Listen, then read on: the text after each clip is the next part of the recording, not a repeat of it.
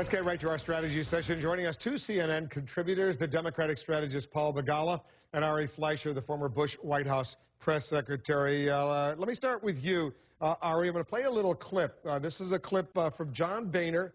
He was talking earlier today about these negotiations to avoid going over the fiscal cliff. So right now, all eyes are on the White House. The country doesn't need a victory lap. It needs leadership. It's time for the president, congressional Democrats, to tell the American people what spending cuts they're really willing to make. So here's the question, Ari. Why go public with those kinds of concessions? Don't you make those kinds of concessions in private negotiations as opposed to speaking publicly about them right now and giving away your own leverage, if you will? Yes, you do. You have to make those in the private talks, not in the public maneuvering that's going on. But I also worry that it's not being said in the private talks, and that's why you're hearing Speaker Boehner say what he's saying. Well, I'm getting the growing sense from people I talk to that there's a real exasperation that we're really what we were in 2011 with nothing happening in these talks. And that can happen for a little while, but we are running out of time. There's not a lot of time to get this done and get it fixed before December 31st. There's a lot of things that have to happen after it's announced to get it done, passed, and signed into law. So there's a little time left, not a lot. You're absolutely right. There's not a whole lot of time left. Some people say it always looks bleaker just before there's a deal. Other people say it always looks bleaker just before it collapses. What do you say?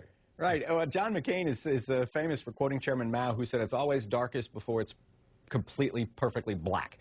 And I think that's what it is now. The first step in this deal is the easiest, and that is extend the Bush tax cuts for 98% of Americans, but require the 2% of the most privileged of us, upper-income Americans, to return to the Clinton-era rates, which would raise marginal tax rates on the rich from 35 to 39.6. Not confiscatory, but a real down payment toward deficit reduction. That's the easy part. Well, 70+% of the American people support that.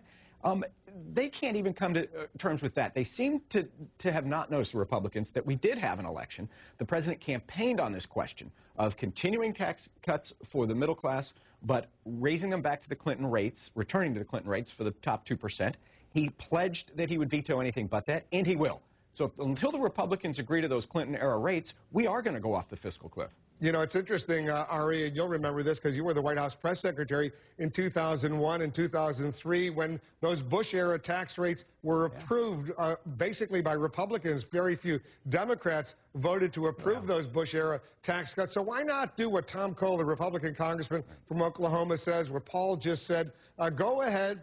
Declare victory, say, look, all these Democrats are now on board. They support for 98% of the American people the Bush-era tax rates for a long time to come. Declare victory and move on. Well, number one, Wolf, actually those tax cuts were bipartisan. 12 senators, Democratic senators, voted for them, which is a pretty good number. More than 60 senators voted for the Bush tax cuts across the board. But number two, and let me surprise you on this, I don't disagree with what Congressman Cole said, and I don't agree about going over the fiscal cliff that Paul said, but I do agree a smart move for Republicans to make is to recognize they don't have leverage on taxes. I'm very worried that the exact same thing that happened last year on the payroll tax cut, where as soon as it was about to expire, and it did expire, Republicans tucked their tails, reversed themselves under pressure. President Obama won the issue. How can Republicans oppose cutting taxes for 98% of the American people? That's what this is going to come down to if it goes beyond January 1st, and I think Republicans are going to cave again if that happens. So the smart move is take taxes off the table, and then the only thing left is what will the president do on spending and entitlements. And don't forget, Wolf and Paul, none of this tax talk has any impact on the sequester. Unless they cut spending, we are still facing massive cuts to the Pentagon, doctors, and hospitals. Taxes are a separate debate. Solve it, settle it, and then we can focus on spending before December 31st.